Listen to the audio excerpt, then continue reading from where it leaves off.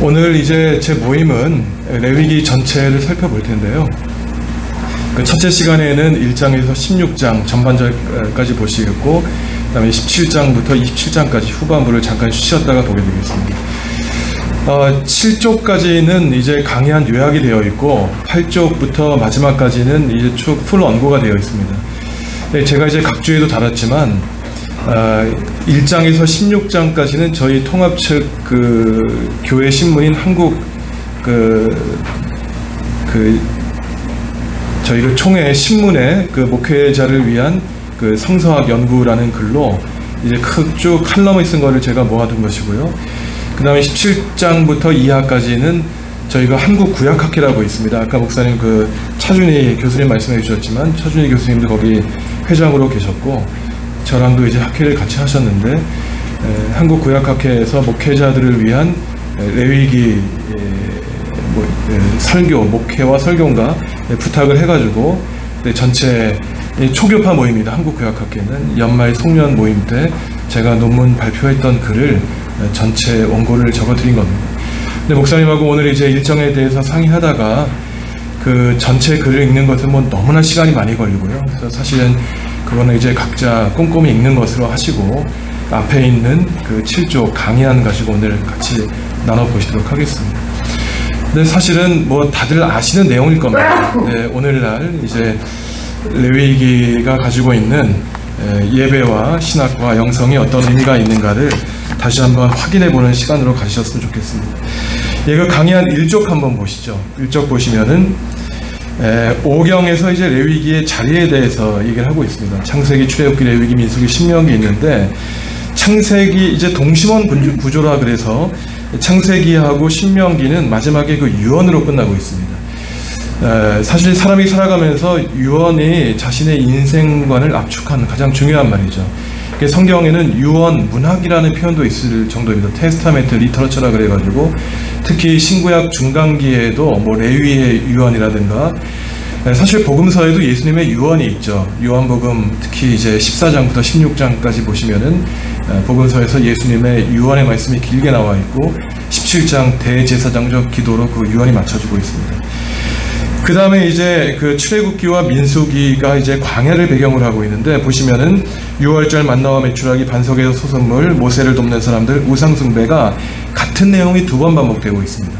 이게 굉장히 중요한데, 왜냐하면은 5경에서 그래서 중심 단락을 출애굽기 19장에서 민수기 10장까지 시내산 단락이라 그러는데, 이게 왜 중요하냐면은 보통 우리가 출애굽을 하면은 400년 동안 이집트에서 노예 생활하다가 하나님이 해방시켜 주시고 광야 40년을 지나게 하신 것이 이제 하나님의 구원의 역사로 알고 있지만, 사실은 하나님의 구원은 이스라엘을 노예에서 해방시켜 주는 것으로 끝나는 것이 아니라, 해방시켜 주신 다음에 어떠한 백성으로 삼아 주시는가에서 이제 완성이 됩니다. 그래서 이제 백성을 자유롭게 한 것뿐만 아니라 그들을 자유롭게 해서 시내산에 들어가게 하셔서 율법을 주시고, 그래서 하나님의 백성으로 거룩하게 만드시는 데에서 출애굽이 완성이 되는 것이죠. 그래서 이제 이것은 제 얘기가 아니라, 최근에 이제 제 전공이 5경이고 레위기인데, 레위기를 연구하는, 5경을 연구하는 이제 서양 대부분의 학자들이 그래서 5경의 중심이 이 레위기에 있다는 겁니다. 단지 책의 위치에서만 그런 것이 아니라 신학적으로도 그렇다는 것이에요. 그래서 이게 중요한 이유가 뭐냐면은, 이집트에서 400년 동안 노예 생활했다는 것은 완전히 이집트에 동화되었다는 뜻이죠. 우리나라도 이제 일본에 35년 식민지 생활했을 때 지금까지도 일본에 잔재가 남아있다 그러는데, 400년 동안 노예 생활했다는 것은 완전히 이집트 사람이 된 겁니다. 그러니까 어떻게 보면은 이 사람들이 이집트에서 노예 근성을 갖고 있다가 물을 달라고 고기를 달라고 불평하는 것은 한편으로 이해할 수 있습니다. 그래서 이제 광야에 가보면은 실제로 낮에는 40도 이상 되고 밤에는 춥기 때문에 하루도 지나가기 어려운데, 40년 동안 광야 지나가면서 물 달라고 고기 달라고 원망한 것을 광야에 가면은 쉽게 그걸 비판하기 어렵습니다. 그런데 문제는 출애굽기에서 어리석어서 비판한 것은 이해할 수 있지만, 레위기에서 하나님의 율법을 받고 거룩하게 됐는데, 그 거룩하게 된 백성이 다시 가나안 땅을 향해 가면서 민수기에서 또다시 그러한 불평을 한다는 것은 이전에 한 불평보다 훨씬 악질적인 불평이라고 이해할 수 있다는 것이죠. 하나님이 이제 신명기까지 가는 과정 가운데 레위기에서는 이제 율법을 주시는 것이고, 또 다 아시겠지만 레위기가 중요한 이유는 예수님이 누가복음 4장에서 나사렛 회당에서 처음 설교하신 본문이 이사야 61장에는 희년 본문이었는데, 가난한 자에게 자유를, 이게 바로 레위기 25장에 있는 희년 본문입니다. 예수님의 첫 설교 본문이 레위기 25장의 희년 말씀이었고, 또 많은 사도계파 바리새파 사람들이 613개가 되는 율법을 좀 요약해 주십시오라고 했을 때 하나님 사랑과 이웃 사랑이라고 요약하셨을 때, 하나님 사랑은 신명기 6장, 이웃 사랑은 레위기 19장에 나오는 예수님이 요약하신 가장 중요한 율법이 바로 이 레위기라는 것입니다. 지금도 유대인들의 사고 구조를 가장 중요하게 영향끼친 책을 두 권 뽑으라고 한다면 이 레위기와 신명기입니다. 신명기는 이제 순종하면 복을 받고 불순종하면 벌을 받는다고 하는 이 교리적인 내용을 주고 있기 때문이라고 하면은, 지금도 유대인들이 레위기를 중요시하는 이유는 그 코시어법 때문에 그래요. 레위기 11장에 나오는 음식법. 지금도 정통 유대인들은 저희 같은 이 외국인들하고 밥을 같이 먹지 않습니다. 지금도 그래요. 저도 이제 그 스트라스부르라고 하는 곳이 500년 넘은 개신교 신학교인데요. 거기가 이제 칼빈, 깔뱅이 그 교수 사역을 했던 곳입니다. 나중에 이제 제네바에 가서 그 이제 목회 사역을 했지만, 제가 공부한 곳에도 이제 유대교 회당 유대인 촌들이 있었는데, 이 사람들은 아직까지도 그 잘못된 선민의식을 가지고 그 이방인들에 대해서 아주 경멸하는 그런 유대인들이 있습니다. 제가 유학생활할 때 이 얘네들이 이제 그 키파라고 해가지고 모자를 쓰잖아요. 그게 이제 이거를 머리를 가려가지고 자기 위에 하나님이 계시다라는 걸 얘기하는 건데, 얘네 유대인들도 우리 기독교 청소년들도 그렇지만 자기가 이게 유대인이라는 게 드러나니까 요거를 빵떡 모자를 쓰면 여기다가 야구 모자를 쓰고 다닙니다. 유대인 청소년들은. 제가 이제 겨울철에 다니면은 이놈들이, 어린이들이 이 이방인들을, 저 같은 동양 사람을 아주 노멀하니까 눈을 막 뭉쳐가지고 던지는 거예요. 그러니까 지금도 유대인들의 정신세계는 하나님께 자신들만 선택받았다고 하는 이 선민의식이 굉장히 강한데, 그래서 이 레위기에 나오는 음식법, 이거를 아직까지도 철저하게 지키고 있습니다. 몇 년 전에 트럼프 대통령 그 가족들이 한국에 왔을 때 그 유대인 가족들이 있었기 때문에 한국에서 이제 호텔에서 강릉에서 이 뭐 돼지고기라든가 장어라든가 이런 거 빼가지고 음식 대접한 적이 있습니다. 2번 보시면은 레위기의 구조 6가지로 나눌 수 있는데, 많은 사람들이 이제 구약을 통독하다가 레위기에서 멈춘다 그러지 않습니까? 그 이유가 뭐냐면 레위기가 어렵다는 것이에요. 그런데 이제 레위기를 깊이 읽어보시면은 그 신학적인 의미가 얼마나 감동적인지 모릅니다. 레위기를 읽을 때 어려운 이유가 있는데, 첫째는 레위기 27장은 다 율법으로 이루어졌기 때문입니다. 예를 들어서 뭐 아브라함, 이삭, 야곱, 요셉의 이야기, 이 스토리가 있으면은 흥미진진할 텐데, 레위기에서 이야기를 뽑으라 그런다면 기껏해야 2가지 정도밖에 없어요. 10장에서 나답과 아비후가 제사드리다가 죽은 이야기, 그 다음에 24장에서 이 이스라엘과 이집트 부모 사이의 혼혈아가 하나님의 이름을 저주하다가 뭐 죽이라는 이야기, 이 2가지를 빼면 다 율법입니다. 그러니까 우리가 신앙생활 하면서 하나님의 구원의 역사, 예수 그리스도의 은총을 신앙으로 고백하지만, 사실은 성경에 보면 굉장히 중요한 요소가 이 법이거든요. 그래서 우리 신앙인들은 레위기를 읽을 때 하나님의 율법으로 읽지만, 일반 고고학자들, 일반 율법학자들도 이거를 고대법으로 연구를 합니다. 그러니까 사실은 오늘 우리가 이제 2시간 동안 레위기를 공부할 때 법을 공부하는 거예요, 이게. 저도 고대법 전공입니다, 그러니까. 레위기의 구조가 1번에 보시면 이제 제사법, 1장에서 7장까지 제사법으로 이루어져 있습니다. 우리말로는 이제 레위기라고 이름이 정해져 있지만, 히브리어의 이름에 따르면은 바이크라라 그래가지고 바이크라, 레위기의 첫 단어입니다. 그 바이크라라고 하는 것은 우리말로 번역하면은 그리고 그가 부르셨다, 이게 제목이에요. 근데 이게 히브리어 제목이 굉장히 중요한 것이, 그리고 하나님이 모세를 부르셨다, 이게 제목인데, 이게 왜 중요하냐면은 출애굽기 후반부 25장에서 50장까지는 성소를 짓지 않습니까? 근데 성소라는 게 이제 이동식 성전, 성소로 그 하드웨어예요. 사실 이 건물입니다, 성소는. 근데 성소를 뭐 금, 은, 보화로 뭐 세마포 다 지어놓은 다음에 텅 빈 건물만 있으면 뭐 하겠습니까? 저희가 코로나 한참 심할 때 비대면으로 예배할 때 굉장히 논쟁이 있었죠. 비대면도 예배냐, 모여있는 것만 예배냐, 이게 굉장히 문제가 있었어요. 처음에 이제 제가 코로나 학교에서 이제 강의할 때 학생들이 저한테 메일을 보내가지고, 교수님, 지금 우리 교회는 비대면 예배하는데, 야, 이거 제가 볼 때는 이거 사탄의 시험 같습니다. 이거 어떻게 해야 됩니까? 맞서 싸워야 되는 거 아닙니까? 굉장한 논쟁이 있었죠. 그래서 이 교회의 개념 자체가 레위기에 나오는 것이, 하드웨어인 성소는 지었지만 그 안에서 벌어질 일은 아직 출애굽기에서 말씀하지 않으셨습니다. 그래서 하나님이 레위기 1장 1절에서 바이크라, 그리고 그가 부르신 다음에 하신 것이 그 성소 안에서 벌어질 일을 말씀해 주시는 거예요. 이 소프트웨어를 주시는 겁니다. 그게 바로 레위기 1장에서 7장까지 제사법을 주시는 거예요. 물론 오늘날 제사, 예배와 제사는 다릅니다.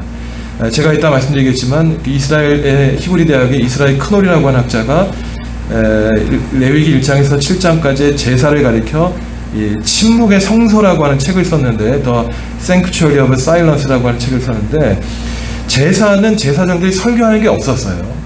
제사는 짐승을 잡아서 드리고 곡식 제물을 드리는 거였지, 뭐 지성소에서 뭐 강단에 서가지고 제사장의 백성들 앞에 놓고 설교하는 게 제사는 아니었습니다. 그야말로 짐승 제사, 곡식 제사를 드리는 게 행위의 제사였죠. 근데 오늘날 우리 예배는 쭉 이제 종교 개혁이라든가 역사를 지나면서 회당 예배를 지나면서 이제 목회자들의 설교가 들어가게 되었고 찬양이 들어가게 되었고, 이게 오늘날 예배지만 제사와 예배 사이에는 연속성과 불연속성이 있습니다. 이 레위기의 구조는 굉장히 논리적인데, 제사법을 주신 다음에는 제사법이 있으면 뭐 하겠습니까? 제사를 집전하는 목회자가 있어야 되겠죠. 그래서 8장에서 10장까지는 제사장 위임식이 있습니다. 그러니까 오늘날 목회자와 관련된 중요한 내용이죠. 8장에서 제사장을 위임한 다음에 9장에서 첫 제사를 드려요. 그래서 9장 마지막에 보시면 하나님의 영광이 성소에 가득합니다. 근데 문제가 뭐냐? 레위기 10장에서는 나답과 아비후가 잘못된 제사를 드려서 즉사하게 되는 이야기가 나옵니다. 그러니까 이제 오늘날 목회자가 강단에 설교하다가 하나님이 바라지 않는 딴소리를 해가지고 강단에서 죽은 일이 발생한 거예요. 그러니까 레위기 8장에서 10장까지는 굉장히 논리적인데, 제사장을 세우고 가장 이상적인 제사를 드렸지만 하나님이 경멸하시는 제사를 드려서 죽음을 당한 이야기가 나옵니다. 그 다음에 3번에는 11장에서 15장까지는 이제 정결법이에요. 우리가 잘 아는 내용입니다. 정결한 짐승, 부정한 짐승. 그 다음에 사람이 정액을 흘렸을 때, 설정했을 때, 고름이 나왔을 때, 여성과 남성이 피를 흘렸을 때 부정해지는 이야기. 이게 바로 이제 정결법에 나오고 있습니다. 이 정결법을 알아야 이제 예수님의 구원의 사역을 이해할 수 있죠. 예를 들어서 회당장 야이로의 딸의 손목을 잡으셨다. 이거 범법행위예요. 이 시체를 만지는 것. 그 다음에 마가복음 1장에 보시면은 나병 환자들을 고쳐주신 다음에 제사장에게 몸을 거어서 정하다 인정을 받아라. 다 이게 레위기 13장 14장에 나오는 규정입니다. 예수님이 태어나실 때 요셉과 마리아가 율법에 규정된 대로 8일 만에 할례를 베풀고 제사를 드렸다. 이게 레위기 12장에 나오는 산모, 정결법에 관한 법입니다. 예수님이 나병 환자를 고쳐주시고 죽은 사람 살려주시고, 그 다음에 다 아시겠지만 12년 동안 혈류증 앓는 여자가 예수님의 몸에 손을 대서 이 기운이 나간 걸 느끼시고 병을 고쳐주시고, 이 하혈증은 이제 생리불순을 얘기하는 거죠. 이게 다 예수님이 피를 흘리는 남자, 여자, 고름을 흘리는 사람, 이 사람들을 만지고 고쳐주셔서, 비록 사람들의 눈에 볼 때에는 이 정결법을 어기셨지만 법의 본래적인 의미를 회복하신 예수님의 사역이 나타나고 있는 겁니다. 그러니까 우리가 이제 복음서의 예수님의 사역을 보면은 예수님이 그냥 바리새파 사람들, 서기관들에게 미움받아서 돌아가셨다고 이해하고 있지만, 이 레위기의 율법에 따르면은 바리새파 사람들이 견디지를 못하는 거예요, 예수님의 사역을. 왜냐하면 그들이 그렇게 생명같이 아끼는 이 정결법을 예수님이 무시하는 겁니다. 죽은 사람 만지지 말라는데, 부정해지지 말라는데, 짧게는 1일, 길게는 일주일 동안 몸을 씻고 정결법을 지켜야 되는데, 예수님은 그거를 고의적으로 아시면서 어기니 유대인들이 볼 때는 자기의 종교 체계를 완전히 무너뜨리는 그러한 혁명가로 그들은 인식했다는 것이죠. 그 다음에 이제 16장에 대속죄일이 나옵니다. 이게 이제 오늘 첫 시간까지 여기까지 할 건데요. 이 대속죄일 16장을 보시면은 첫 구절에 뭐가 나오냐면 나답과 아비후가 죽은 뒤에 이게 나와요. 그러니까 레위기 10장과 16장이 연결되어 있고, 그 중간에 11장에서 15장을 삽입을 해놓은 겁니다. 이 구조 자체가. 그러니까 어떤 생각이 있냐면 레위기에서는 레위기 11장에서 15장까지 정결법을 어겨서 사람이 부정해질 뿐만 아니라 하나님이 계시는 지성소까지 부정해진 거예요. 그러니까 이 지성소를 대속죄 7월 10일 단 한 번 지성소, 성소, 성막들 백성들의 진영에 이르기까지 핵심에서부터 먼 곳을 정화시키는 과정이 레위기의 16장입니다. 여기까지가 레위기의 이제 전반부고, 후반부는 레위기 17장에서 26장까지 성결법전이라 그래서 이건 좀 논쟁의 여지는 있지만 이 제 전공입니다. 성결법전이 말하는 건 무엇이냐면은 하나님의 거룩함은 성소에서 지키는 것만으로는 부족하다는 거예요. 그러니까 이제 이스라엘 크놀이라는 학자가 아까 말씀드렸지만 침묵의 성소라는 책을 써서 이 제사 제도를 비판한 게 뭐냐면은 사람들이 이 예배당 안에서 거룩함 지키기는 일종의 쉽다는 것입니다. 왜냐하면 기도할 때 기도하고 찬양할 때 찬양하고 설교할 때 눈 감으면 되지만 예배당 밖만 나가면 왜 그렇게 싸우고 시기하고 질투하고 그러냐. 그래서 이 성결법전의 가장 중요한 이상은 무엇이냐면은 온 땅이 하나님의 성전이다. 확장된 성전이란 거예요. 그래서 영어로는 enlarged temple이라 그래서 왜 하나님을 성전 안에만 가두냐. 하나님은 성전 위에 계시고 성전 밖에 계시다. 그래서 예배에서 얻은 그 거룩한 힘을 세상에 나가서 가정과 사회와 국가에서 펼치라고 하는 것이 이 성결법전의 뜻입니다. 이게. 그래서 요거를 이제 저희가 차례대로 볼 텐데, 먼저 번제죠, 번제. 번제는 이제 히브리어는 올레라 그래서 올려드리는 제사입니다. 원래는 다 태워드리는 제사죠. 제사 드리는 장소는 회막으로 들어가는 문이고 목적은 죄의 제거에 있습니다. 그래서 이제 욥기에 보시면은 욥이 자녀들이 잔치를 한 다음에 혹시 실수했을까봐 속죄제를 드리는 게 아니라 번제를 드려요. 그거는 바로 죄를 없애기 위한 것입니다. 제물은 이제 소양, 염소의 흠없는 수컷 새를 드리죠. 방법은 안수를 합니다. 안수한다는 것은 자기가 죽어야 되지만 짐승을 대신 죽임으로써 나의 죄를 제거하는 동일시하는 것이고, 그 다음에 짐승을 태우면 이제 향기로운 냄새가 난다고 계속 반복되고 있습니다. 9절, 13절, 17절. 우리말로는 이제 성경에서 향기롭다라고 번역되어 있지만 원래 히브리어는 레아흐, 니오아흐라 그래가지고 누그러뜨린다는 뜻이 있어요. 그래서 이제 이 번제에는 제사에는 어떤 뜻이냐면 사람이 죄를 지으면 하나님이 화가 난다는 겁니다. 그러니까 고기나 식물을 태워가지고 그 냄새를 가지고 하나님의 진노를 누그러뜨린다라고 하는 내용이 있죠. 그 다음에 제사장의 소유물은 짐승의 가죽을 갖게 합니다. 이 번제의 과정 가운데 피를 뿌리는 행위가 굉장히 중요한데 이 생명을 하나님께 돌리는 것이죠. 그 다음에 피를 하나님께 뿌림으로써 하나님이 이 제사에 참여한다는 것을 상징하고 있습니다. 이제 후반부에도 이제 제사법이 나오지 않습니까? 그 레위기 1장에서 5장까지는 제사장과 백성이 함께 아는 제사법이 있고 후반부는 제사장만 아는 법이 있는데 6장 13절에 보시면은 제사장의 임무는 번제단의 불을 하루 종일 꺼뜨리지 않는 것이죠.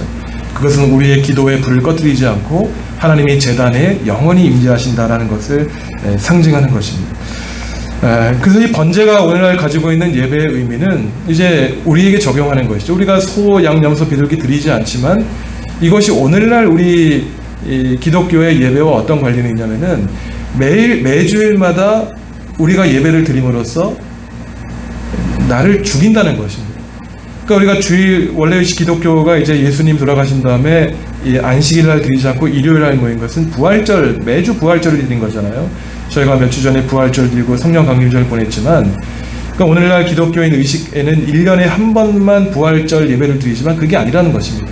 매주일 우리가 죽고 매주일 부활하는 경험을 하는 것이 바로 이 번제가 가지고 있는 예배의 의미인 것이죠. 그리고 제가 이제 굉장히 레위기 강의를 할 때마다 강조하는 것인데, 교회에서 목사님들이 많이 선포하시는 게 우리는 예배자다라고 하지만 굉장히 어떻게 보면 위험한 겁니다. 내가 예배자라고 하는 것은 우리의 능동성을 강조하는 것이에요. 근데 레위기의 제사법은 결코 우리 보고 예배자라고 얘기하지 않습니다. 우리를 제물이라 그래요. 그러니까 로마서 12장에 보시면은 너희는 거룩한 살 제물로 하나님께 드려라. 그래서 이제 저를 비롯한 목회자가 가지고 있는 굉장히 잘못된 의식이 우리는 예외에서 제외되고 나는 선포하고 축복하고 그 전에 내가 먼저 죽어야 된다는 것이. 강단에 올라가는 목회자가 먼저 번제물이 돼서 죽고 부활하고 그 힘을 성도들에게 전파하는 것이 바로 이 번제가 가지고 있는 내용입니다. 그 다음 소제죠. 소제는 고운 가루, 밀가루를 드리고 기름과 유향을 드립니다. 그냥 고운 가루가 고운 밀가루죠. 그래서 고운 가루라고 하는 게 이제 계속해서 반복되는데, 이게 중요한 것이 제가 이 강의 안에 자세하게 써놨지만, 이스라엘 백성들이 밀을 드릴 때 나달을 그냥 제단 위에 잘라가지고 툭 던진 게 아니라 고운 가루로 빻아드렸습니다. 그럼 무슨 말이겠습니까? 우리의 인생이 굉장히 거칠고 뭐가 나 있지만, 지금이야 뭐 제분기가 있어서 뭐 강력분, 북력분 뭐 다 사서 쉽게 쓰지만, 그 당시에 뭐 맷돌로 갈았겠죠. 그 거친 나달을 가는 과정 가운데 내가 하나의 밀이었어요. 고운 밀가루가 되어서 하나님께 부드러운 제물이 되는 것이 바로 이 소제가 가지고 있는 의미인 것입니다. 기름은 올리브 기름이죠. 기름에는 이제 하나님의 성령을 상징하고 은유적으로 기쁨을 상징합니다. 그 다음에 유향, 마찬가지로 좋은 냄새를 하나님께 드렸죠. 향기로운 냄새도 마찬가지입니다. 제물에 남은 것을 처리하는 것은 아론의 제사장들이 소백을 했죠. 이쪽에 넘어가겠습니다. 넣어야 하는 것은 소금을 넣어야 되는데, 뭐 민수기에도 소금 언약이라 그래서 소금이 하는 일은 변하지 않게 하는 것이죠. 그 다음에 김장할 때도 배추에 소금을 넣어서 절이는 것이 여러 이유가 있지만 이 박테리아를 죽이는 것입니다. 그러니까 소제물에 소금을 넣음으로써 하나님에 대한 우리의 사랑이, 언약이 변하지 않게 하는.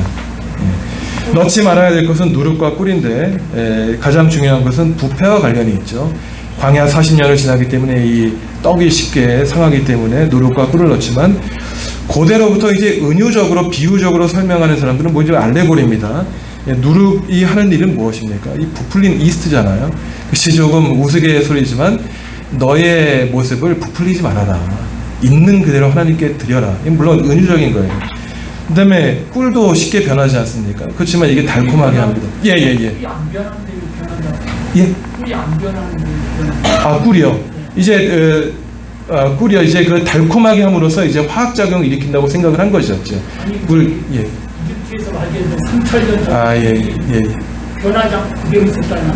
예. 그것은 이제 아마 그 건조한 기후에서 이제 아마 화석으로 남은 것일 거고요. 이제 물론 그 꿀에 대해서 여러 가지 이제 그 의미가 있습니다. 오늘날 우리가 생각하는 꿀하고 또 예를 들어서 선인장에서 나오는 꿀이라든가 그 요소는 만든, 그래서 지금 말씀드렸지만 그거는 이제 은유적인 건 말씀드리는 거예요. 그래서 이제 은유적인 것은 이제 그 너의 모습을 이제 달콤하게 만들지 말아라라고 하는 은유적인 건데, 근데 이제 문제가 뭐냐면 이제 좋은 지적입니다. 예를 들어서 이제 성경 번역의 문제예요. 이제 레위기 10장에서도 이제 나답과 아비후가 10장 10절에 보면은 독주와 술과 독주를 마시지 말라 그럽니다. 근데 이제 여기서 말하는 독주가 어떤 술이냐에 대한 논쟁도 굉장히 많아요. 그래서 마찬가지로 꿀도 이게 정말 우리가 생각하는 꿀이냐, 아니면 여기서 독주라고 하는 것이, 우리는 뭐 한국 사람들은 뭐 독주라 그러면은 뭐 곡식주를 생각하지 않습니까? 근데 이게 성서 고고학자들이 그러면 성경이 말하는 술이 어떤 술이냐라고 했을 때 아마 맥주였지 않을까라고 하는 논쟁도 있어요. 그래서 지금 새 한글 번역이라고 혹시 들어보셨습니까? 작년인가 올해 초에 그 대한성서공회에서 신약과 시편은 나왔어요. 그래서 이제 구약은 물론 이제 개역 개정을 이렇게 대체하려고 하는 건 아닙니다. 저도 그 성서 번역에 참여했는데, 그래서 그 히브리어가 과연 맥주가 있었느냐 없었느냐 이 논쟁이 많습니다. 그러니까 사실은 이게 성경 번역의 문제와도 상당히 관련이 있어요. 예를 들어서 레위기 짐승 같은 거 11장에 나오는 뭐 올뱀이라든가 뭐 이런 것도 단어가 한 번만 나오는 단어들이 있기 때문에 이게 진짜 뭐 어떠한 동물인지도 사실 모르는 경우가 상당히 많습니다. 그러니까 이제 성경을 번역할 때 이게 우리가 쉽게 꿀이라고 번역했지만 우리가 생각하는 정말 흐르는 이제 꿀인지 이런 거는 이제 논쟁의 여지는 많습니다. 이것은. 예. 더 이제 깊은 논쟁이 될 수 있죠. 왜냐하면 이제 광야 40년을 이동하면서 정말 양봉을 했겠느냐부터 시작해가지고 자연적인 꿀이겠느냐. 예. 그래서 말씀드렸지만 이제 소재가 가지고 있는 의미는 고운 사람이 돼야 된다라고 하는 것이고, 나중에 말씀드리겠지만 레위기 21장, 22장에 보시면은 하나님의 음식이라는 표현이 나옵니다. 레헴 엘로힘이라고 해서. 그러니까 이걸 이제 신인 동형 동성론이라고 그러죠. 신명기에 보면 이런 표현이 있어요. 이방 우상은 냄새도 못 맡고 먹지도 못한다.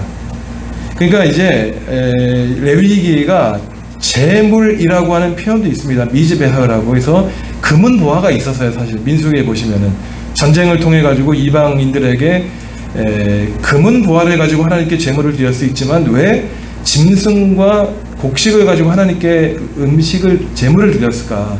그러니까 특별히 레위기 21장과 22장은 하나님의 음식이라 그래서 이게 어떤 의미가 있냐면은 다 집짐승입니다. 그리고 야생 짐승 드리는 게 아니라 그리고 우리가 먹는 것이에요. 그래서 하나님의 음식을 이란 표현이 제물이라고 하는 고상한 표현인데 이처럼 조야한 표현을 쓴 이유는 하나님과 우리가 음식을 통해서 공유한다는 거예요. 이 연대감이 있다는 것입니다. 1년 동안 우리가 가꾼 짐승을 드리고 농사 지은 것을 통해서 예수님도 이제 기도할 때 일용할 양식을 주십시오. 굉장히 중요하게 기도했지 않습니까? 그래서 이제 하나님과 우리의 연대성을 강조하는 표현입니다. 화목제물은 소양염소 가운데 흠없는 것으로 되었지만 암컷이 가능했죠. 소제물에서는 누룩을 넣으면 안 됐지만 이거는 이게 완화를 시켰습니다. 유교병도 가능했었죠. 근데 화목제를 드리는 경우는 이거는 의무 제사가 아니고 감사하는 경우에, 서원하는 경우에, 자원하는 경우였습니다. 그런데 감사는 당일에만 먹게 하고 서원, 자원은 이튿날까지만 먹게 했는데 1차적으로는 부패와 관련이 있어요. 이것도. 근데 소제물을 너무나 남겨두면은 이게 썩기 때문에 제물에서 썩는 냄새가 나는 걸 방지했지만 사실 더 중요한 게 19장에 나옵니다. 레위기 19장에도 똑같은 율법이 나오는데 감사는 당일, 서원과 자원이 이튿날까지만 먹게 해라. 이 의미가 어떤 게 있냐면 근데 레위기 19장을 잘 읽어보시면은 가난한 사람들에 대한 율법이 나와요. 농사 지을 때 반 모퉁이를 갈지 말아라. 그래서 레위기 19장을 연구한 학자들은 왜 화목제를 당일이나 이튿날까지 허락하고 3일째부터는 허락하지 않았느냐? 이익여 자산을 남겨두지 않게 하기 위한 겁니다. 화목제물의 특징은 뭐냐면은 자신들이 이 제물을 먹는 거예요. 그런데 이스라엘 사회에서 어떤 일이 있었냐면은 자기들이 이제 감사와 서원, 자원한 다음에 먹었는데 음식이 남은 겁니다. 그러니까 제사장이 볼 때는 굉장히 불만족스러운 거예요. 왜냐하면은 왜 음식을 남깁니까? 가난한 사람들이 있는데 이게 단지 레위기뿐만 아니라 우리 고린도서신에도 나오지 않습니까? 부자들은 안식일날 제사 드리고 성찬식에 참여했어요. 일요일날 예배 드린 다음에. 그런데 가난한 사람들은 일요일에도 일을 해야 되니까 예배에 늦게 온 겁니다. 그러니까 찌끄러기를 먹은 거예요. 성찬식을 음식에서. 바로 이러한 문제가 재물의 자산 자체를 어떻게 처리할 거냐. 그러니까 오늘날 이것도 교회의 재정 문제와도 굉장히 연관이 돼 있는 겁니다. 사실은. 교회가 저도 목회를 하지만 부동산이나 교회 헌금을 막 축적하고 이거를 자랑스럽게 여길 것이냐. 사실 성서적으로 볼 때에는 맞지 않는다는 것이에요. 그 자산 자체를 다 이웃을 위해 선교하고 구제하고 남기지 않는 게 원칙이지 뭐 수십억 수백억 남겨놔서 이 자산을 자랑하는 것은 비성서적이라고 이제 레위기가 이미 말을 하고 있습니다. 3-5번에 이제 여호와께 드리는 음식 이게 나오는 거예요. 표현이 화제에 드리는 음식이라는 표현 레헴 엘로힘. 기름과 피는 먹지 못하게 했죠. 왜냐하면 이 기름은 이 지방질이죠. 지방질. 여기서는 에너지가 나온다고 생각했습니다. 지금도 우리가 이제 운동할 때 지방질 타가지고 이 근육이 생기는 거 아닙니까? 피에는 생명이 있다고 생각한 거예요. 그래서 피는 하나님께 돌렸고 나중에 이게 선교에서 문제가 되기 때문에 예루살렘 공의회에서 이 문제 이방인들이 과연 전통적으로 먹던 돼지고기라든가 이걸 먹는 걸 어떻게 할까 이게 나중까지 문제가 되는 겁니다. 화목제의 특징은 결국 이웃 사이의 평화를 얘기하는 것이죠. 특별히 번제와 소제가 십자가에서 수직적인 관계를 중요시한다면 화목제는 이웃과 이웃의 수평적인 관계를 얘기하는 겁니다. 그 다음 속죄제. 대상은 제사장, 온 회중, 족장, 평민이 죄를 지었을 텐데 원칙적으로 이건 원칙적으로입니다. 실수로 부지 중에 잘못했을 때 그래서 성실하지 않게 증민을 했거나 부정한 짐승과 실수로 접촉을 했거나 부정한 사람에 접촉했거나 아까 말씀드렸지만 다 예수님도 이건 범하신 죄예요. 이게 죄라고 규정된 경솔한 맹세했을 때 그럼 고의로 저지른 죄는 어떻게 하느냐 심한 죄는 축출을 합니다. 공동체에서 민수기 보시면. 그리고 1년 동안 용서를 안 해요. 대속죄 이름만 용서를 하게 합니다. 그래서 이제 레위기 16장 나중에 보시면은 죄에 대한 3가지 요가 나와요. 뭐 죄, 범죄, 허물, 히브리어 뭐 하타하트, 아본 여러 가지가 나오는데, 그러니까 이 레위기는 인간이 저지른 죄에 대해서 굉장히 심각하게 여기고 있고, 이걸 막 죄의식을 줘가지고 우리 심판하기 위한 것이 아니라 죄에 대해서 민감하게 얘기를 하는 것이죠.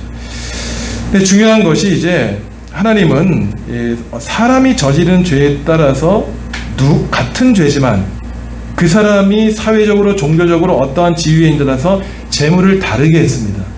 가난한 사람이 똑같은 죄를 지으면 산바들나 집비둘기, 맷비둘기 드리게 했고, 지도자는 송아지, 소 같은 걸 드리게 했어요. 이건 무엇입니까?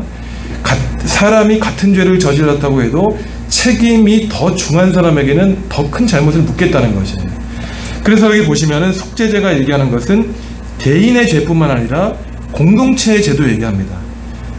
온 회중이 저지른 잘못. 그러니까 오늘날 말로 하면은 사회의 구조적인 죄 같은 것들, 나쁜, 예를 들어서 오늘날에도 뭐 정규직, 비정규직이라든가 이런 문제들을 해소할 수 있음에도 눈을 감고 약자들을 돌보지 않는 것은 온 회중, 온 국민이 저지른 죄라는 것이에요. 그래서 이제 속죄제는 그렇고, 이 속죄제가 잘못 오해하는 분들은 막 구약이 율법주의여서 사람들의 죄를 지적하는 것 같지만 그렇지 않습니다. 속죄제를 여러 번 읽어보시면은 계속 반복되는 표현이 뭐냐면은 너희가 속죄한 즉 사함을 받으리라. 계속 반복돼요. 그래서 속죄제의 핵심은 우리의 죄를 지적해서 심판하는 데 목적이 있는 것이 아니라 우리가 죄를 하나님께 고백하고 용서를 빌면 사함을 받을 것이다. 하나님이 우리가 지은 죄 눈을 감으셔도 상관없고 하지만 왜 그거를 속죄제를 통해서 용서해 주시고, 사함의 목적이 있다는 거죠. 용서의 목적이 있습니다. 근데 이 속죄제도 아까 이제 말씀하셨지만 번역에 문제가 있어요. 이게 어떤 학자들은 이 밀그롬이라고 하는 앵커 바이블 주석 한 1500쪽 주석에서 돌아가셨는데, 이분은 이제 속죄제라고 번역하면 안 된다 그럽니다. 유대인 학자였는데 미국에서 교수 활동하신. 뭐라고 번역해야 되냐면 정결제라고 번역해야 된다는 것이에요. 왜냐하면은 제가 한번 퀴즈를 내겠습니다. 레위기 12장에서 산모가 아기를 낳았어요. 아기를. 그러면 상식적으로 오늘날 우리 교인이 아기를 낳았어요. 산모가. 그러면 제사를 드릴 때 헌금으로 따지면 무슨 헌금을 드릴 것 같습니까? 아기를 낳으면 감사 헌금 드려야 되겠죠. 그런데 레위기 12장은 안 그래요. 2가지 제사를 드리는데 하나는 번제, 하나는 속죄제를 드리게 합니다. 아니 그러니까 산모가 예를 들어서 목회자가 애 낳았는데 너 회개해라, 애 낳았으니까, 그게 아니거든요. 속죄제를 그래서 정결제라고 번역해야 된다는 이유가 이게 바로 레위기 11장에서 15장 공부하셔야 되는데, 산모가 피를 흘리잖아요. 피를 흘린다는 것은 죽음에 노출되었다는 거예요. 그래서 나중에 말씀드리겠지만 사람의 몸에서 피, 고름, 정액이 나오면 부정해진다 그럽니다.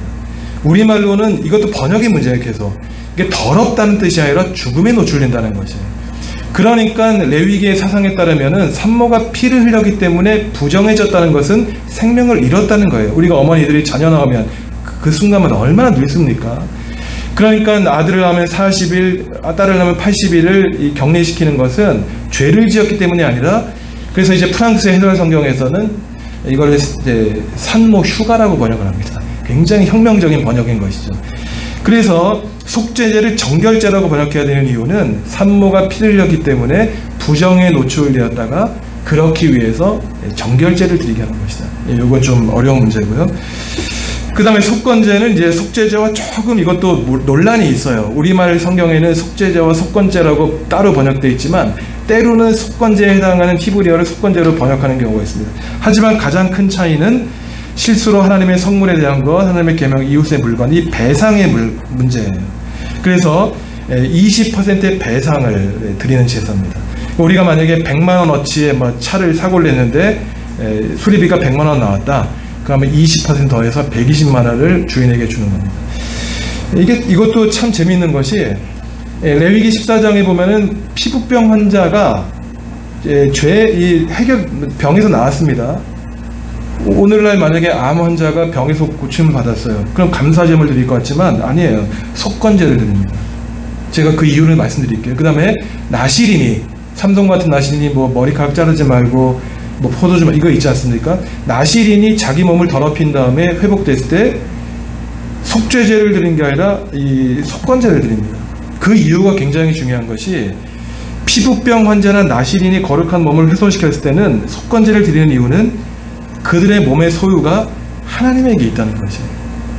그래서 우리 몸에 상해를 입혔을 때에는 하나님의 소유물에 피해를 입혔다고 생각했기 때문에 이 속건제를 드리는 것이에요. 그러니까 한번 따져보십시오. 이게 제가 자세하게 못 드리지만 나중에 레위기 13장, 14장 같은 거 읽어보시면은 왜 이런 게 있는가. 성경의 이 제사법에서도 우리의 신체에 대한 굉장히 소중하게 여기는 사상이 있다는 것입니다. 그래서 속죄제와 속건제는 하나님과 이웃에 대한 이 관계가 깨진 것을 원상 회복시키는 것이죠. 그래서 사실 이 번제, 소제, 화목제, 속죄제, 속건제 5가지 제사만 온전하게 드리면 문제가 없어요.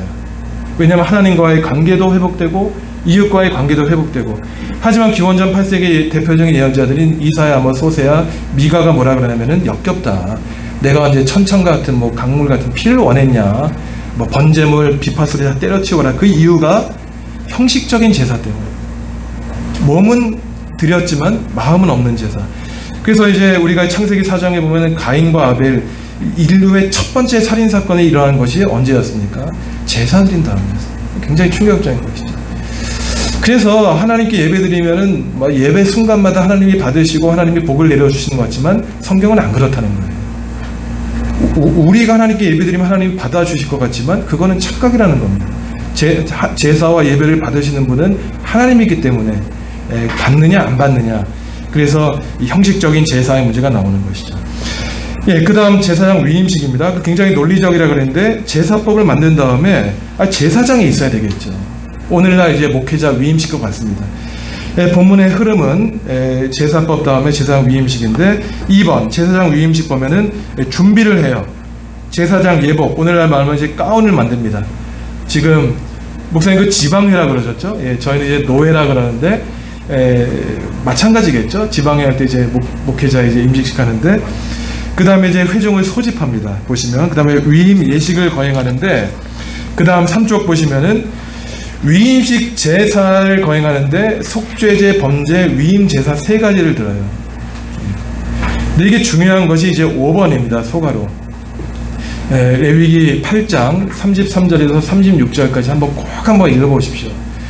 지금 우리는 이제 목회자 위임식, 임직식 할 때 기껏해야 뭐 1시간, 1시간 반 이렇게 하잖아요. 2시간 길면. 그런데 이스라엘에서 제사장으로 위임할 때에는 7일 동안 드렸어요. 7일 동안.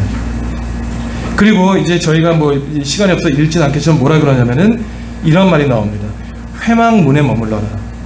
그리고 이 속죄제, 번제, 위임 제사를 7일 동안 내내 드린 것이에요.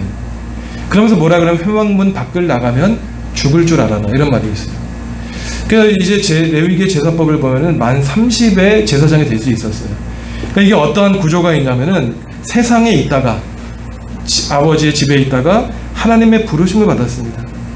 그러면 제사장으로 출범하기 전까지 7일 동안은 무슨 말입니까? 하나님과만 교제하라는 것이에요. 하나님과만. 그 다음에 다시 하나님을 만난 다음에 세상으로 나가라는 것입니다. 그러니까 저도 이제 만 30의 목사가 됐는데 그 목사 이제 임직사한테 일어나서 눈물이 그러게 나더라고요. 야, 이거 그 눈물의 의미 잘 모르겠어요. 눈물의 의미는 내가 이제 내 인생은 끝이구나 이런 의미였는지 내가 목사로 살 수 있을까 이런 의미였는지 잘 모르겠는데 이게 중요한 것이 뭐냐면은 오늘날 특히 목회자에 해당하는 것이죠. 매주일 강단에서 설교하는 게 보통 일이 아니잖아요. 근데 어떻습니까? 인풋이 있어야 아웃풋이 있는데 아니 본인이 하나님께 말씀을 받은 게 없는데 뭔 말을 전하겠어요. 그러니까 특히 목회자는 하나님과 함께 보내는 외롭고 고독한 시간이 있어야 된다는 것입니다. 그러니까 출애굽기 33장에 보면은 어떠한 말이 있습니까? 모세가 광야 40년 동안 하루도 빼놓고 하지 않는 일이 있었죠. 백성의 진영에서 멀리 떨어져서 자기만을 위한 천막을 지었어요. 출애굽기 30장, 민수기 12장에 보면은 뭐라고 나옵니까? 친구와 이야기하는 것처럼 하나님과 모세가 대면하여 이게 다 기도했다는 거지. 우리가 이제 그리스도인으로 목회자로 산다는 것이 얼마나 힘듭니까? 진짜 별별 일이 있죠. 그러니까 유진 피터슨이라고 하는 그 미국의 그분이 이제 뭐라 그랬냐면은 목회자에 대해서 그렇게 얘기를 하죠. 야, 세상 사람들이 상대하기 싫은 사람도 목회자는 해야 된다. 이러한 얘기를 했던 것이 뭡니까? 그렇지만 그것을 이겨낼 수 있는 힘은 세상적인 권모 술수나 뭐 기술적인 목회적인 테크닉에 있는 것이 아니라 하나님과만 단독적으로 만나서 얻는 영성의 바로 목회자의 강단과 힘이 나온다는 것입니다. 그래서 이 7일 동안 하나님과만 교제하는. 그래서 제가 이제 교회에 가서 이제 설교하거나 하면은 꼭 이 얘기를 합니다. 제가 얼마 전에도 이제 똑같은 강의 부탁을 해가지고 지역원의 교회가 강의를 했는데 제가 그래요, 교인들한테. 목사님들이 일반 회사원들과 다르지 않습니까? 일반 세상은 막 바쁘어야 되고 성과를 내야 되고 이것을 능력 있는 사람으로 보이지만 이제 팡세 파스칼이 어떤 얘기를 하냐면 현대인들의 비극은 멈춤과 휴식이 없는 것이 비극이다. 제가 이제 강조하는 것은 목사님들한테는 많은 시간을 드려야 돼요. 말씀을 열거할 수 있는 시간, 기도할 수 있는 시간, 그리고 모든 염려와 걱정에서 하나님과만 교제할 수 있는 시간. 그래서 오늘날 목회자가 뭐 주일 설교, 수요일 설교, 금요일 새벽 기도, 이거는 뭐 일주일에 막 10몇 번을 설교해야 된다는 것은 그만큼 질적인 말씀을 받을 수 있는가. 이거는 참 의심스러운 내용이라는 것입니다. 그래서 굉장히 이건 목회자들에게 중요하죠. 그 다음에 이제 아까 8장 9장이 나옵니다. 제사를 실제로 시작하죠. 아론의 자손들에게 속죄제, 번제, 화목제를 드리는데 자세히 읽어보시면은 레위기 9장 첫 제사의 반을 제사장들을 위한 제사에 할애합니다. 이것은 무엇입니까? 목회자가 예배를 집전하기 전에 먼저 자신에게 설교해야 된다는 거예요. 먼저 자신의 제사를. 그래서 일반 회중에 대한 제사는 9장에서 반밖에 안 나옵니다. 여기서는 하나님의 영광이 임하죠. 근데 레위기 10장에서는 이제 실패한 제사가 나옵니다. 자, 9절 보시면은 10장 1절에서 7절까지 다른 불을 드려요. 다른 불. 이거는 성소 밖에 있는 불로 보입니다. 이것도 굉장히 중요한 표현이 뭐냐면은 레위기 8장 9장에서 계속 반복되는 표현이 하나님이 명하신 대로 하였다. 회중을 부르는 것도 명하신 대로 하고 제사복을 준비하고 명하고 하나님이 명하신 대로 행했다라고 하는 게 8번, 9번 반복됩니다. 그런데 10장에서 첫 구절이 나오는 게 하나님이 명하지 않으신 불로 드린 거예요. 여기서 문제가 있는 겁니다. 그래서 바로 나답과 아비후가 죽은 이유가 명하신 대로 부모님은 했는데 삼촌과 모세와 아론은 하나님이 명하신 대로 했는데 나답과 아비후는 명하지 않은 불로 드려서 직살하게 된 것이죠. 오늘날 이제 목회 현장도 그렇지 않습니까? 뭐 꽁낙 잡는 게 매라고 어떻게 부흥시킬 수 있어, 어떻게 잘할 수 있는가, 그거 이전에 어떻게 바르게 할 수 있는가, 이 본질을 추구하면은 그 결과는 하나님이 알아서 해주시는 거고 안 해주셔도 감사할 수 있는 건데 이 나답과 아비후의 문제는 다른 방식으로 예배를 드리니 이게 온전해질 리가 없는 것입니다.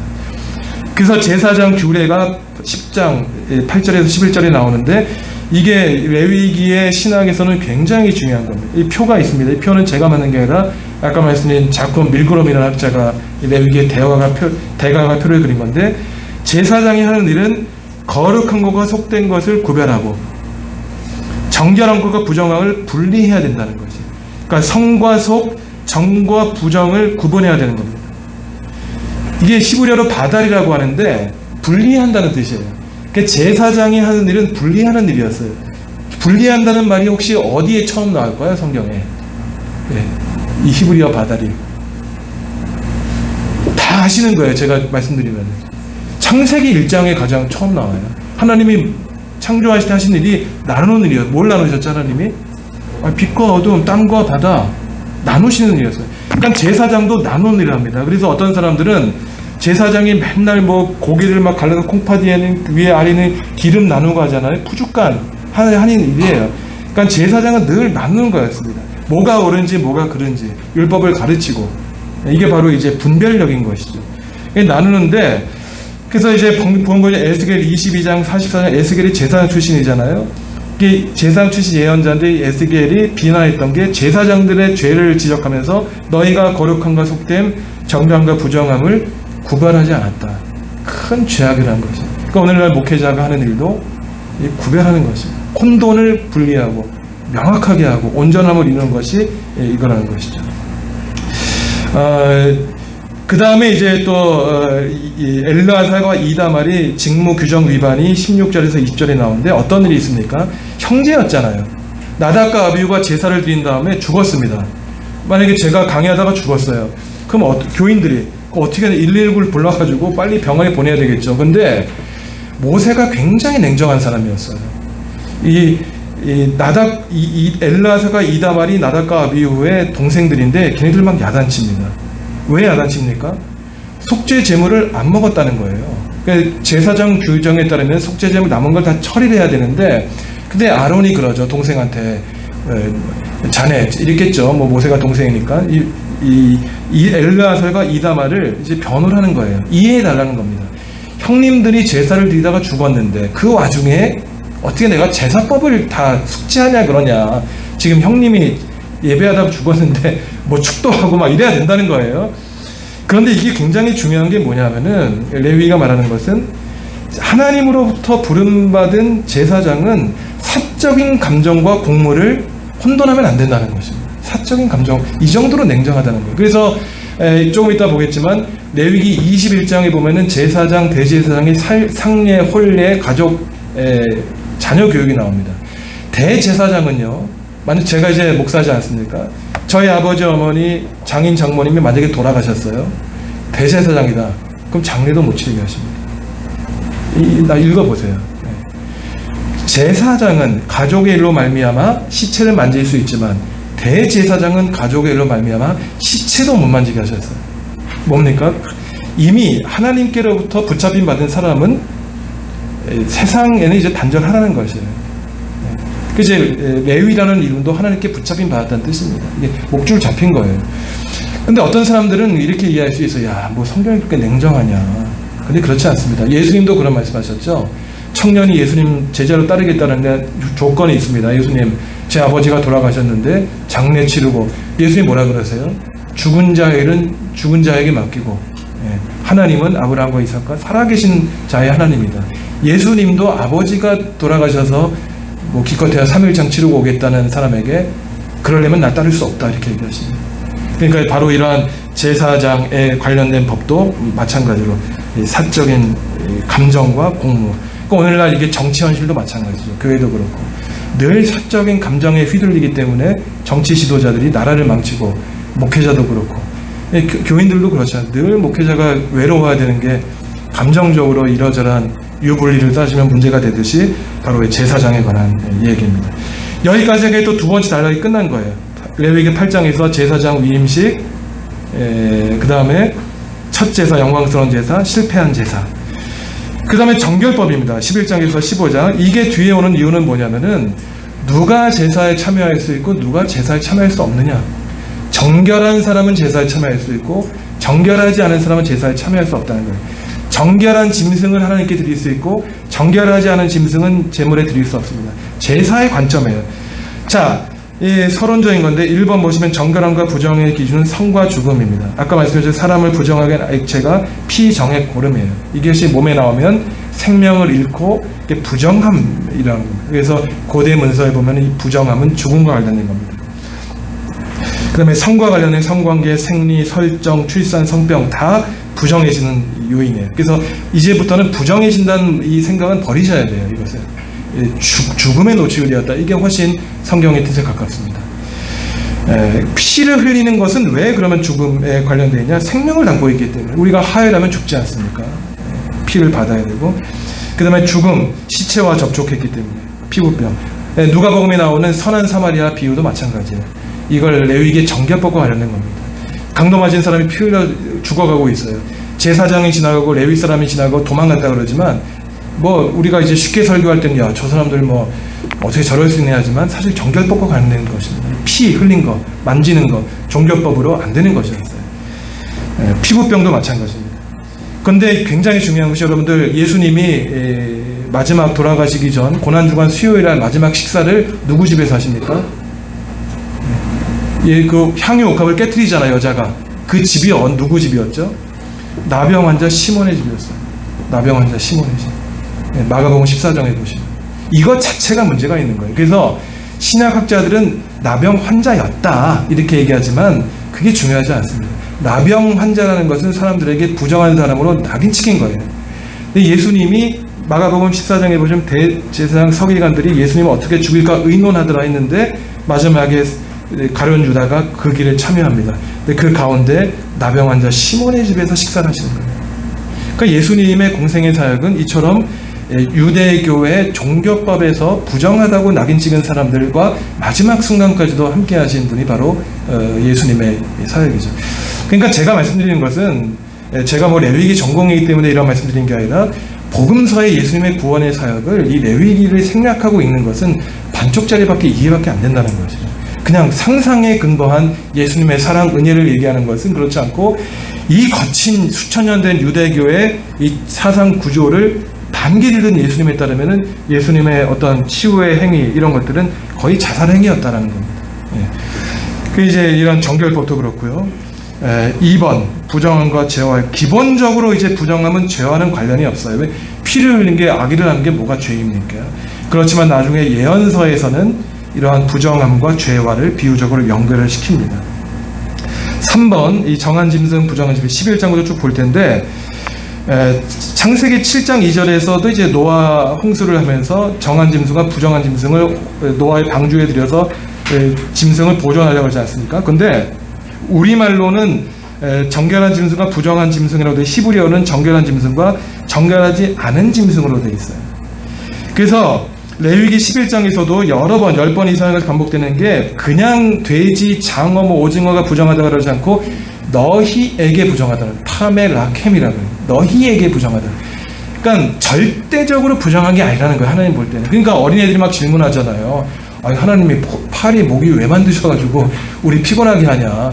그럼 우리가 볼 때는 야 너한테나 피곤하지 하나님한테 피곤하겠냐. 팔이 모기가 있어야 개구리도 살고 이게 생태계의 순환이 있는 건데 그래서 이제 성경에 보면은 문제가 뭐예요? 그 다음 장 넘기겠습니다. 육지짐승, 어류, 조류에 따라서 이제 카테고리 나누는 거야. 정결하고 부정하고.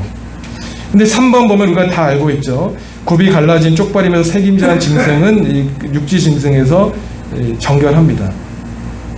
그러니까 여기서 이제 비유적으로 얘기하는 게 이거 비유적인 알레고리예요. 그래서 유대인들이 어떻게 해석했냐면은 되새김질 한다는 것은 말씀을 묵상하는 거다. 되새김질하는 거다. 근데 그건 옳지는 않아요. 이거 이제 창조 신학에 관련된 건데.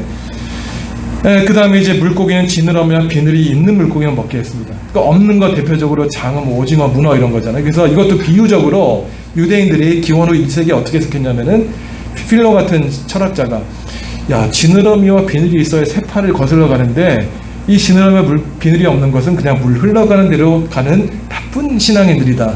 이렇게 비유적으로 얘기해요.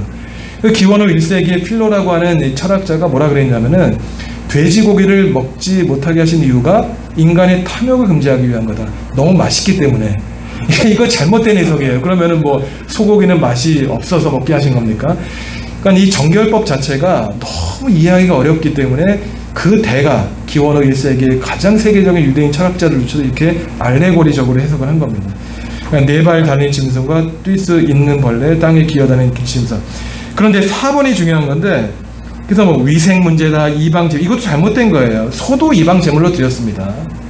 그 다음에 알레고리적 해서 아까 아리스토텔레스 편지 같은 데가 아까 그거예요. 뭐 진을 비는 새파에 거슬러가지 않고 맛있고 뭐 이런 거 다 잘못된 건데 메리 더글라스라고 하는 이제 옥스퍼드 대학의 인류학자 성사학자는 뭐라 그랬냐면은 이 창조 질서다. 기본적으로 파충류, 양서류 같은 거 막 물에도 살고 바다에 살고 이게 혼돈이라는 거예요. 히브리어 테벨이라 그래가지고 하나님은 분리했는데 기본적으로는 그렇습니다. 그래서 창조 질서에 맞는 것은 인간의 관점에서는 정하게 보고 그렇지 않은 것은 부정하게 보아하지 않은 이게 6, 7가지 해석이기 때문에 그렇습니다. 그런데 한 가지 문제는 뭐냐면은 이게 신약에서는 해결이 되죠. 예수님이 굉장히 중요한 말씀 하시잖아요. 뭐라 그러십니까? 입으로 들어가는 것이 사람을 부정하게 만든 것이 아니라 입으로 나오는 것, 마음에서 나오는 것이 뭐 간음, 탐욕 이런 것이 부정하다. 사도행전에도 고넬료 사건에서 고넬료가 환상을 보니까 부정한 바구니가 내려오는데 먹으라 그러잖아요. 그랬더니 베드로가 하나님 저는 유대인인데 어떻게 레위기 11장의 정결법을 어깁니까? 고넬료 이방인 선교에 대한 것이었죠. 이거는 이제 뭐 삼직국 같은 거, 오징어, 장어 다 맛있는 거는 하나님이 못 먹게 하는데 이 오늘날 유대인들도 철저히 시킵니다. 이것을. 그래서 유대인들은요 어느 정도로 철저히 시키냐면은 고기하고 계란 있죠. 이것도 같이 안 먹어요. 버터하고 뭐 이런 것들 같이 안 먹습니다. 유대인들도 이제 그 이 고기 지키는 거에 따라서 단계들이 있어요. 아주 근본주의자들이 지키는 것과 조금 느슨하게 지키는 것들이 있습니다. 그 다음 12장인데 요거는 이제 아까 4번에 3번입니다. 남아 출산의 경우, 여아 출산의 경우. 이것도 산모를 부정하다고 여겼던 것, 번제와 속죄제를 드리게 한 건 아까 말씀드렸습니다. 산모가 피를 흘려서 죽음에 노출됐기 때문에 휴가를 갖게 한 것이다. 다음 13장, 14장은 하혈증 여자, 남자 13장에 그 정에 끌린 설정한 경우 마찬가지예요. 이것도 마찬가지로 신약과의 관련성은 마가복음 1장에서 나병 환자를 고쳐주셨지만 예수님이 뭐라 그러냐면 제사장에게 너의 몸을 보여라 그럽니다. 그 이유는 뭐냐? 사적으로는 고쳐주셨어요. 하지만 레위기 13장과 14장을 보면은 피부병이 걸리고 하혈증하는 사람을 만약에 제가 고름을 흘린다 그러면은 제사장이 사람들 앞에 저를 불러 모아야 됩니다. 그리고 제사장이 저를 지목해서 부정하다 3번 외치게 했어요. 그 이유가 뭐냐? 그를 막 격리시키고 막 왕따시키기 위한 것이 아니라 저 사람이 지금 전염의 가능성이 있을 때 조심하라는 거예요. 이걸 보고 저희가 지금 3년째 지속되는 코로나가 그렇잖아요. 저희가 2020년에 막 동선 추적해가지고 이거 뭐 인권에 맞냐 안 맞냐 그랬지 않습니까? 이 레위기 13장 10은 똑같은 거예요. 그 사람들을 격리시켰습니다. 그리고 제사장은 어떤 일이냐면 일주일마다 찾아가요. 근데 제사장은 의료행위라는 게 아닙니다. 봐서 13장 보시면 여기가 묵묵해지고 뭐 이런 것도 나오잖아요. 뭐 피부가 들어가고 관찰해서 나으면은 그러니까 자연치료 하나님이 치료해 준다고 생각한 거예요. 그러면은 이제 이 사람을 다시 불러가지고 정하다 3번 외쳐야 공식적으로 환원이 될 수 있었습니다. 그 여기 나오는 게 이제 차라트 쉐인이라 그래 히브리어로. 여러분 여기 피부병 걸린 사람 대표적인 사람이 누구죠? 구약에서 같은 병 누굴까요? 욥이에요. 욥의 문제는 같은 히브리어 같은 표현이 나옵니다. 쉐인, 차라트. 욥이 이 피부병에 걸렸는데 그 욥의 문제는 뭐냐면은 단지 병에 걸린 게 아니라 격리가 돼 있었어요. 그리고 이 사람들 가운데 많은 사람들이 하나님께 저주받았다고 느꼈습니다. 제가 이제 다음 달 8월쯤에 그 연세대학교 100주년 신과대학 그 기념 주석 시리즈가 있어요. 제가 욥기를 맡아가지고 이제 아마 다음 달쯤 출판이 될 것 같은데, 그러니까 욥의 괴로움은 굉장히 신앙적인 거였습니다. 하나님께 버림받았다는 이 소외감. 그러니까 교회가 해야 되는 역할은 종교라고 하는 릴리전, 어원이 라틴어에서 다시 읽다, 경전을. 다시 묵다란 뜻이 있어요. 그래서 프랑스 사회학자 에밀 듀리깽이 많은 철학자들이 종교의 역기능을 논했지 않습니까? 종교는 마편이다. 마르크스, 니체 같은 사람들이 했는데 에밀 듀리깽 같은 사회학자는 종교의 순기능은 하나님과 사람을 이어주고 백성과 백성을 이어주는, 그러니까 교회가 하는 사명이 독거노인들, 소외계층, 이 사람들의 사회가 교인들이 이어주는 역할이 바로 종교가 하는 역할이고, 피부병 환자가 환원돼서 정결된. 그래서 이제 시편 51편에 다윗이 죄를 지은 데는 우슬초로 나를 씻어, 다 거기 나오는 거예요. 지금 레위기 14장 정결법에. 그 다음에 15장도 마찬가지입니다. 그 다음에 13장, 14장, 15장 보면 무엇입니까? 그 재미있는 표현이 나오는데 옷에 나병이 들었을 때는 표현이 들어요. 뭐 옷에 무슨 나병이 듭니까? 개역개정은 옷에 나병이 들었다 그러지만 세번역 공동번역은 곰팡이라고 번역해요. 집에 나병이 생겼을 때, 곰팡이가 생겼을 때. 그래서 결론적으로 말씀드리면은 정결법이 얘기하는 것은 의식주 생활, 옷에 곰팡이가 생겼을 때 호흡기 곤란, 주거지에 곰팡이가 생겼을 때, 곰팡이가 호흡기 굉장히 나쁘다고 하지 않습니까?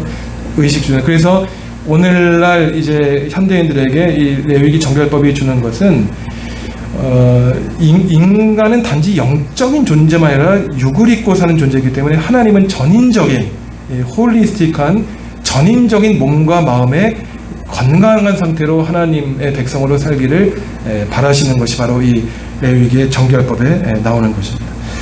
예, 마지막 이제 대속죄일인데요. 지금 한 20분 가까이 되는데 요거까지만 하고 잠깐 쉬겠습니다.